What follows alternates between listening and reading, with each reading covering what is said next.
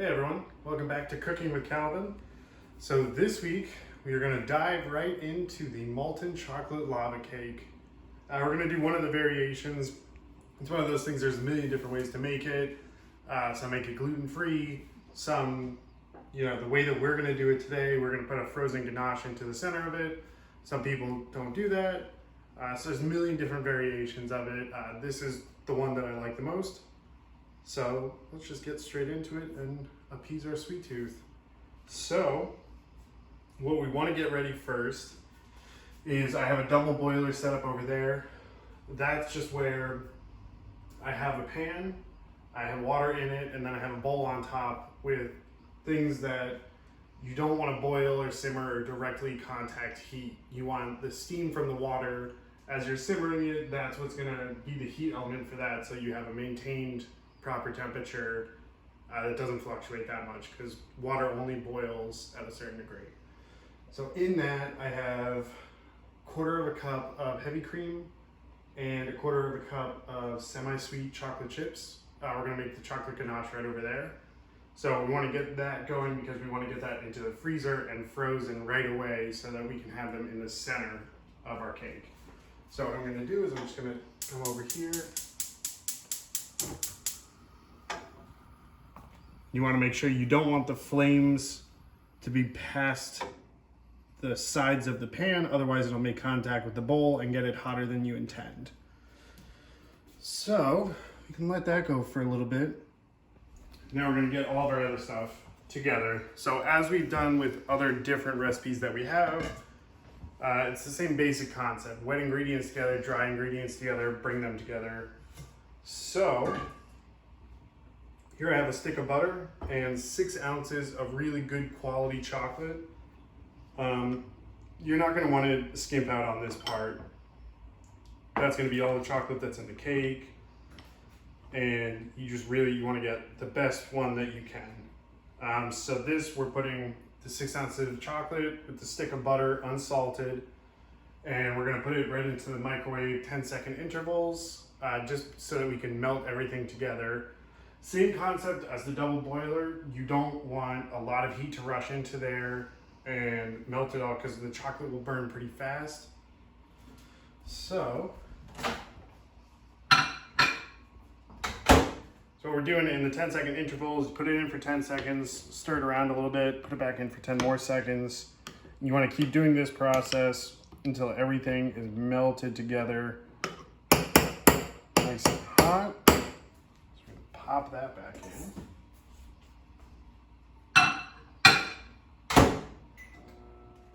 Right, so everything's melted together,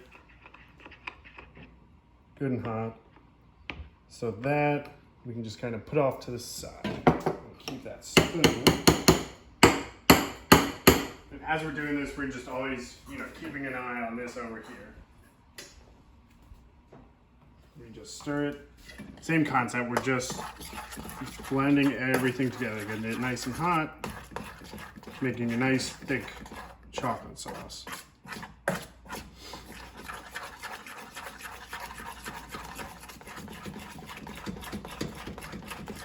right. Then we're going to hop back over to here. So the other ingredients that we have 1/8 of a teaspoon of salt. Throw that into there. I have 1/4 of a cup of flour, and then 1/2 cup of confectioner's sugar. So those are going to be all of our dry ingredients. Now we want to grab the whisk, and we're going to incorporate a little bit of air into it, just like we do in all the other recipes. This also ensures proper distribution of all the dry ingredients.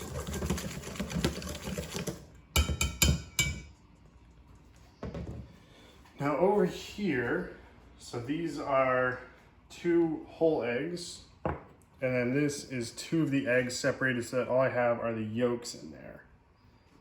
So that,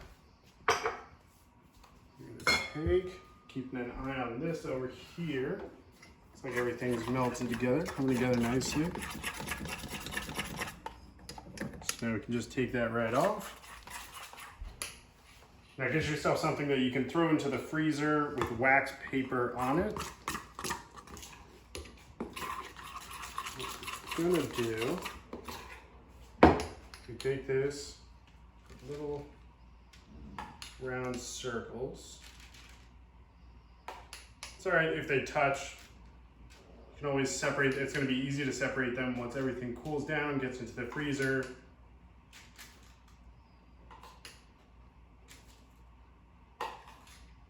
And you're going to put more than one of these per cake.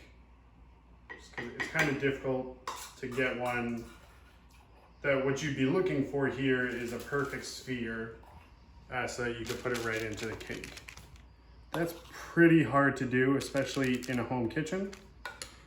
So we're adapting to our environment. Just like that, let's throw this right in the freezer. So now we're back to the eggs in the bowl. So let's just whisk these together, get all that incorporated.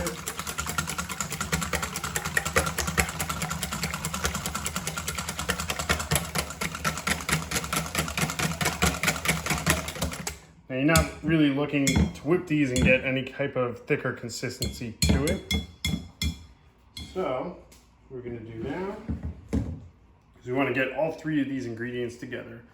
So we want to take the dry ingredients. We're going to take the eggs and put them right in.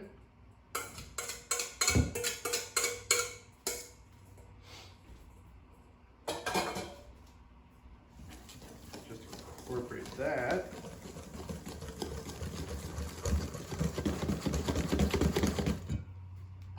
Then I'm going to get all this chocolate and butter incorporated. This is one. You're going to want to scrape that bowl. Make sure you get every last drop of that chocolate.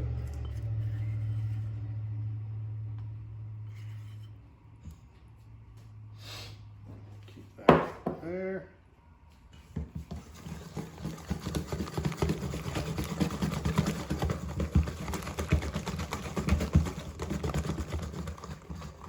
And so this is going to be a pretty thick consistency for a cake batter. The most important part here is to get those lumps out, which is kind of why we incorporate the eggs with the dry ingredients first and then get that in. One of the reasons is because we don't want the butter and the chocolate to kind of cook the eggs. And then our other reason is so that the butter and chocolate don't react with the eggs to make clumps and kind of crystallize everything. We don't want to overwork that batter. So now I'm going to take, I have a non-stick muffin pan. Now, even though I have a non-stick muffin pan, really just get into there, get oil. It's better to cover all the bases than have this stick. Because the last thing you want is to try to pry one of these out of the muffin pan, it splits, all the chocolate oozes out, and you've lost everything, and you might not as well have done this. So, oil, I mean, some people dust it with cocoa powder too, but just make sure this is the last thing that you want to stick. And we're only going to use the middle 6. So, the middle 6, once we have it all filled up, get this into the oven. We're going to fill the outside 3 on each side with water. So, get a ladle, pour about half of it in. I'm going to do that for all of these.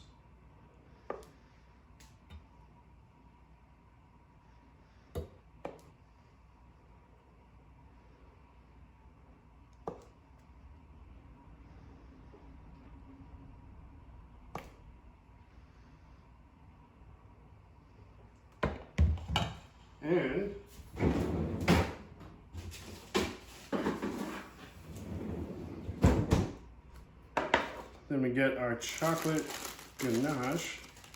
It's been freezing. As I said, you're gonna get, more than one. What you want to do is kind of scrape it together and then you're gonna get it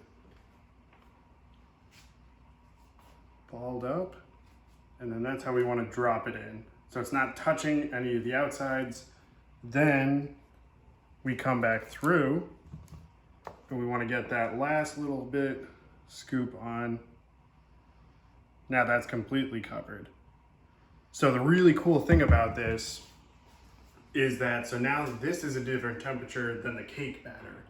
So as the cake batter is cooking, it's gonna take, you know, about 4 to 6 minutes for that heat to actually hit the center of it. So you're also cooking, we have our oven at 425, so that is a pretty high temperature for cakes, especially when you're dealing with this much sugar.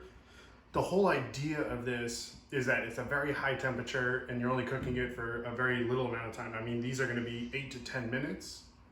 And I would err on the side of caution for 10 minutes. I wouldn't even go past 8. 9 makes me kind of nervous. But that's the really cool thing, is that it's working with different temperatures, and that's how you get this oozing on the inside.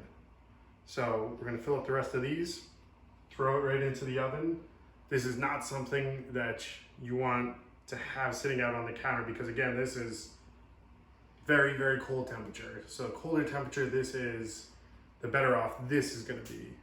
So we wanna get everything in as fast as we can, and then right into the oven. All right, so cakes are freshly out of the oven. Here you can see a little bit better. So I popped it into the oven, put the water into each of these individual ones. So that's gonna help these side ones. If there's nothing in it, then it will kind of burn and smoke, and you'll get that flavor into the other cakes. But it also adds a nice steaming effect that will, just kind of like the double boiler, you'll regulate the temperature a little bit better. You'll add humidity into the air, which is somewhat good for these. So do yourself a favor, let these sit for a couple of minutes before you try taking them out of the pan. But if you're brave enough to do it, then you can get it out. It takes a lot of, finessing and a little bit of effort. But this is going to be our finished product right here.